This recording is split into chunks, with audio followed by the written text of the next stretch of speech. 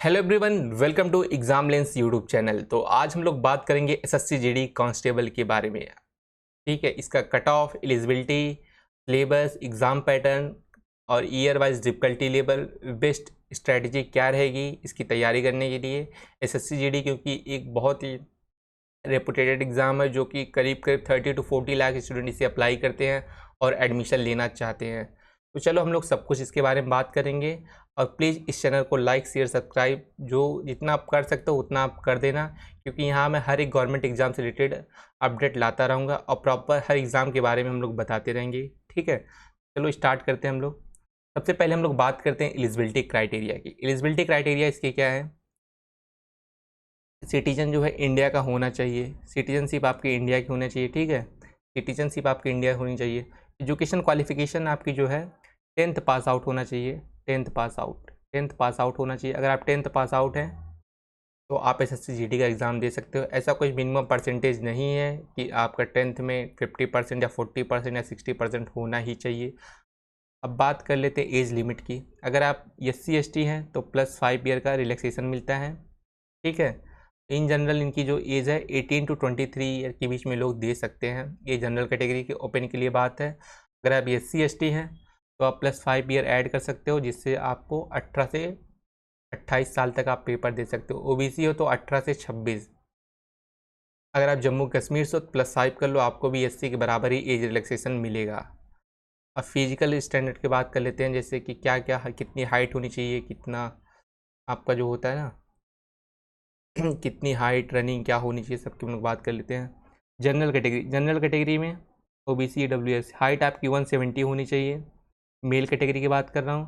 Female की बात करें तो 157 होनी चाहिए आपकी हाइट। EST हो तो 162.5 होनी चाहिए हाइट आपकी, और फीमेल में 150 सेंटीमीटर। तो देखो कितना ह्यूज डिफरेंस है मेल और फीमेल के बीच हाइट का। तो भाई जनरल सी बात, हाइट लड़कियों की थोड़ी कम भी होती है। और ये जो है ये चेस्ट है जो मेल की मतलब इतनी होनी चाहिए। अगर आप OBC से तो 80 to 85 सेंटीमीटर, ST हो तो 76 to 81 सेंटीमीटर। ठीक है, अब हम बात करते हैं आगे कि फिजिकल इफ़िशियंसी टेस्ट जिसको बोलते हैं हम लोग रनिंग अगर आप मेल हो, जनरल एरिया मतलब कहीं से भी आते हो, तो आपको 5 किलोमीटर 24 मिनट में कंप्लीट करना रहेगा, तभी आपका सिलेक्शन हो पाएगा, चाहे आप रैंक 1 ही क्यों ना पेपर में लाए हो। अगर आप ये रनिंग नहीं कर पाएंगे तो आपका सिलेक्शन नहीं होगा। अगर आप लद्दाख रीजन से हैं, मेल हैं, तो 1.6 किलोमीटर 6.5 मिनट में, 6.5 मिनट में आपको 1.5 किलोमीटर करीब दौड़ना है।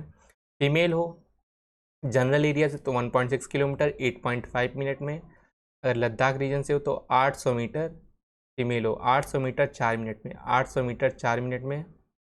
तो ये रहा फिजिकल इफ़िशियंसी टेस्ट। अब हम लोग आगे बात करते हैं सिलेक्शन प्रोसेस का। सिलेक्शन प्रोसेस क्या रहेगा? CBT एग्ज़ाम होगा जिसमें मल्टीपल चॉइस क्वेश्चन रहेंगे, ऑब्जेक्टिव टाइप क्वेश्चन। स्टेज 2 आएगा फिजिकल इफ़िशियंसी टेस्ट, जिसमें रनिंग रहेगा और आपकी हाइट वेट चेक होगी। स्टेज 3 में आपका मेडिकल होगा कि आपको कोई बीमारी वामारी तो नहीं है ना, आपकी आँख उख तो सही है ना। फिर उसके बाद स्टेज 4 आएगा डॉक्यूमेंट वेरिफिकेशन का।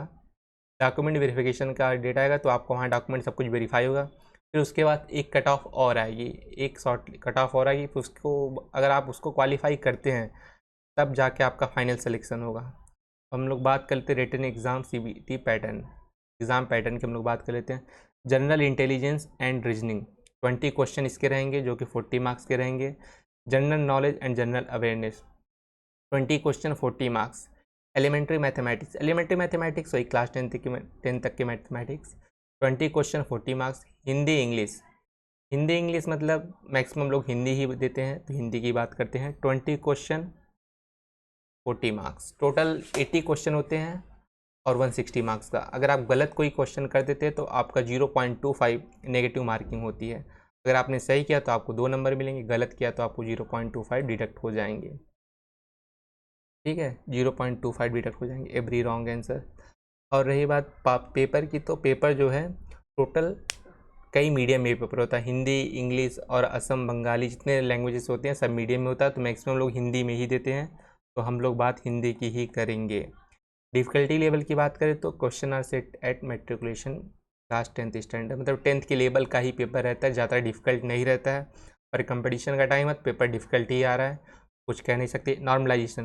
नॉर्मलाइजेशन अगर बोर्ड को लगा कि आपका पेपर बहुत डिफ़िकल्ट था आपके शिफ्ट का, तो ये आपको नॉर्मलाइज़ करके 2 4 5 जैसा पेपर होता है उस हिसाब से नॉर्मलाइजेशन स्कोर आपको एक देते हैं। इसमें थोड़ा सा धांधली भी होती है नॉर्मलाइजेशन में, तो पर कोई बात नहीं। अब हम लोग बात करते हैं डिटेल सिलेबस की। डिटेल सिलेबस जनरल इंटेलिजेंस, जिसको रीजनिंग बोलते हैं, तो इसमें ये सिलेबस रहेगा। आप स्क्रीनशॉट ले सकते हो, बाकी मैं बता देता हूँ आपको। पहला chapter analogy and similarities, classification, coding, decoding, blood relation, direction sense test, alphabet. तो ये रहे आपके रीजनिंग के पूरे चैप्टर, आप इसका स्क्रीनशॉट ले सकते हो। हम लोग बात करते हैं जीके एंड जीएस, जिसको हम लोग जीएस भी बोलते हैं। करंट अफेयर रहेगा, history of India, Indian polity, geography, Indian economy, general science, culture, art, sports, important awards, static GK and neighbouring countries. तो ये सब इसका सिलेबस है जीएस का, और करंट अफेयर इसको हम लोग बोल सकते हैं। एलिमेंट्री मैथमेटिक्स की बात करें तो वही क्लास 10 तक मैथ जो रहता है वही सब सिलेबस का रहेगा। Number system, simplification and approximation, percentage, average, ratio and proportion, profit loss, discount, simple interest. अगर आप किसी भी वन डे एग्ज़ाम की तैयारी कर रहे हैं तो ये आपका सिलेबस तो कंप्लीट ही होगा, बस आपको रिवीजन करना है। एक घंटे में कैसे 160 क्वेश्चन, एक घंटे में कैसे 160 नंबर का पेपर सॉल्व किया जाए और 80 क्वेश्चन को सॉल्व किया जाए। कट ऑफ इसकी बहुत ही हाई जाती है। इंग्लिश में इसका सिलेबस ये है। और रही बात हिंदी की, तो हिंदी का जो इसका सिलेबस है वही पर्यायवाची, समास और तत्सम तद्भव, जो भी हिंदी का सिलेबस आप देख लेना एक बार, क्योंकि हिंदी का सिलेबस तो आपको पता ही होगा। क्योंकि इसमें मैं हिंदी का इसलिए नहीं लिया क्योंकि बच्चे अदर स्टेट्स होंगे तो मैक्सिमम लोग इंग्लिश में ही देते हैं और नॉर्थ इंडिया के लोग हिंदी में देते हैं, तो ये थोड़ा सा डिफरेंस रहता है। जितना हम लोग के लिए इंग्लिश कठिन रहती है नॉर्थ इंडियन के लिए, उधर साउथ इंडियन वालों के लिए या नॉर्थ ईस्ट वालों के लिए, उन लोग के लिए हिंदी उतनी ज़्यादा कठिन होती है। ठीक है, तो हम लोग बात करते हैं अब कट ऑफ मार्क्स की। कट ऑफ मार्क्स अगर आप 150 प्लस पा रहे हो तभी आप सिलेक्शन अपना मानो। अगर आपने 5 क्वेश्चन भी गलत कर दिया 80 क्वेश्चन से तो आपका सिलेक्शन नहीं होगा। ये बहुत, इसकी कट ऑफ बहुत हाई जाती है। इतनी हाई क्यों जाती है ये तो अभी पता नहीं चल पाया है। 32 अप्रॉक्स 32 लाख लोग अपीयर हो रहे हैं इस एग्ज़ाम में, 32 लाख लोग अपीयर हो रहे हैं, और सीटें केवल वही 25-30 की रहती है, इसलिए कट ऑफ इसकी बहुत हाई जाती है। और फिर हम लोग ओबीसी की बात करें तो ओबीसी भी अगर 145 टू 150 तक ला रहे हो आप करेंट ट्रेंड के हिसाब से, तभी आपका सिलेक्शन है। ठीक है, 140 प्लस आपको लाना ही चाहिए अगर आप सिलेक्शन लेना चाहते हो, चाहे जनरल से हो, चाहे ओबीसी से हो, चाहे ईडब्ल्यूएस से हो।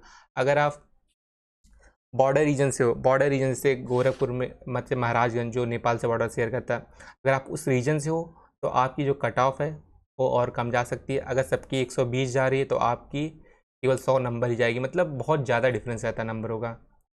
ठीक है, बहुत ज़्यादा डिफरेंस रहता है, तो इसलिए एक स्पेशल रिजर्वेशन मिलता है अगर आप बॉर्डर रीजन से बिलोंग करते हैं तो। जनरल ईडब्ल्यू, ये देखो कट ऑफ की मैं बात कर रहा हूँ, जो एक्सपेक्टेड रेंज रहता है जो 2023 से लेकर 25 तक फॉलो हुआ है। अगर आप जनरल से हो तो 140 से 150 नंबर आपका आना ही चाहिए। ईडब्ल्यूएस से हो तो 138 टू 148, ओबीसी 135 टू 145। कंक्लूज़न यही है कि आपका जो नंबर है, अगर आप ओबीसी से हो तो 140 प्लस लाओ, जनरल हो फिर भी 145 140 प्लस लाओ, ईडब्ल्यूएस से हो 140 प्लस लाओ, 135 प्लस लाओ। क्योंकि पेपर बहुत ज़्यादा डिफिकल्ट नहीं आता, इसलिए लोग क्वेश्चन 80 में से 75 क्वेश्चन कर ले जा रहे हैं। आप समझ सकते हो कि अगर 80 में से 75 क्वेश्चन कर ले जा रहे हैं तो इतना भी इंडिया का यूथ तेज नहीं हो चुका है, ठीक है, कि 75 क्वेश्चन कर ले जा रहा है। अब फिर हम लोग बात करते हैं कंडक्टिंग बॉडी। अब समराइज थोड़ा इसकी समरी में बात कर लेते हैं। कंडक्टिंग बॉडी इसकी एसएससी है, एक कैलेंडर रिलीज़ करती है, उसी के अकॉर्डिंग एग्ज़ाम होता है। ये मैक्सिमम ये अब मार्च अप्रैल में एग्ज़ाम होता है। आप जो एसएससी का कैलेंडर आप उसके अकॉर्डिंग दे सकते हो, हर साल ये रिलीज़ कैलेंडर करती है। पोस्ट की बात करें तो constable, GD in CRPF, BSF, CISF, ITBP, SSB, ARSSF, rifleman, Assam rifle, तो ये इनकी पोस्ट है। अगर आप एसएससी जीडी एग्ज़ाम क्वालिफाई करोगे तो आपको इतनी पोस्ट मिलेंगी। एजुकेशनल क्वालिफिकेशन की बात करें तो वही class 10th pass out. Age limit की बात करें तो 18 टू 23। अगर आप कैटेगरी से हैं तो आप रिलैक्सेशन अपना देख लेना। ओबीसी हो तो +3 कर लेना, जनरल हो तो +0 कर लेना, SC ST हो तो +5, जम्मू कश्मीर से हो तो माइग्रेंट तो +5 कर लेना। एप्लीकेशन फ़ी की बात करें तो 100 रुपीज़ लगता है। सिलेक्शन स्टेज क्या होता है? CBT, PET, PST। CBT मतलब कंप्यूटर बेस्ड टेस्ट होगा, फिर उसके बाद फिजिकल इफिशिएंसी टेस्ट आपकी होगा, फिर उसके बाद डॉक्यूमेंट वेरिफिकेशन होगा, फिर उसके पहले मेडिकल होगा, फिर उसके बाद डॉक्यूमेंट वेरिफिकेशन होगा।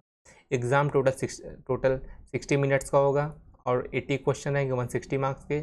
नेगेटिव मार्किंग 0.25 है और इंटरव्यू इसमें नहीं होता। अगर 10th पास किया हुआ बंदा अगर इंटरव्यू देगा सोचो, और उसके बाद इंटरव्यू देने के बाद ही कांस्टेबल ही बनना पड़े, तो यार ये तो थोड़ा से अलग ही हो जाता है। तो बस आज के लिए इतना ही, और हम लोग बात कर लेते हैं थोड़ा सिलेक्शन मतलब स्टडी की तैयारी कैसे करें, स्ट्रैटेजी की हम लोग बात करते हैं। आप सेल्फ स्टडी कर सकते हो। सेल्फ स्टडी जैसे आप लाइब्रेरी ज्वाइन कर सकते हो, लाइब्रेरी प्लस यूट्यूब ये तो एक तरीका हो गया तैयारी करने का। दूसरा तरीका ये हो गया, इसमें देखो आप टेक्स्ट बुक भी ऐड कर लेना, क्योंकि आप वहीं मॉक टेस्ट दोगे, क्योंकि आप जब यूट्यूब ज्वाइन करते हो तो वहाँ कोई मॉक टेस्ट का ऑप्शन नहीं रहता है। लाइब्रेरी ज्वाइन कर लो आप, या घर से भी आप पढ़ सकते हो।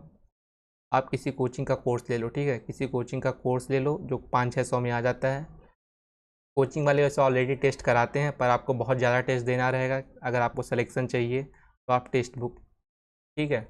ये है प्रॉपर प्रोसेस। ऑनलाइन कोर्स की मैं बात की हूँ 3rd नंबर पे, अगर आप चाहते हैं तो कोचिंग ही ज्वाइन कर लो। आप कोचिंग ऑफलाइन ज्वाइन कर लो, वहाँ आपको सब कुछ कंटेंट मिल जाएगा, ना आपको टेस्ट की ज़रूरत पड़ेगी, किसी चीज़ की ज़रूरत नहीं पड़ेगी। प्रॉपर बता देंगे कितना सिलेबस आपको फॉलो करना है कितना नहीं। यूट्यूब पे आप आदित्य रंजन को फॉलो कर सकते हो, SSC GD के अच्छे टीचर हैं। RWA, एग्ज़ामपुर, इन सब प्लेटफॉर्म को आप फॉलो कर सकते हो, ठीक है। इन सब एग्ज़ाम को आप फॉलो, जो एग्ज़ाम मतलब कराते हैं, मतलब एग्ज़ाम को क्रैक करना सिखाता है, इनको फॉलो कर सकते हो, ठीक है। तो बस आज के लिए इतना ही, मिलते हैं किसी नेक्स्ट वीडियो में नेक्स्ट टॉपिक से रिलेटेड। अगर आप किसी भी गवर्नमेंट एग्ज़ाम की तैयारी कर रहे हैं या करने वाले हैं, या कोई किसी कॉलेज का एंट्रेंस एग्ज़ाम की भी तैयारी कर रहे हैं, तो प्लीज़ इस चैनल को आप सब्सक्राइब करो, शेयर करो, लाइक करो अगर ये वीडियो थोड़ी सी भी आपके लिए हेल्पफुल लगी हो। मिलते हैं नेक्स्ट वीडियो में किसी नेक्स्ट टॉपिक से related. Bye bye, take care.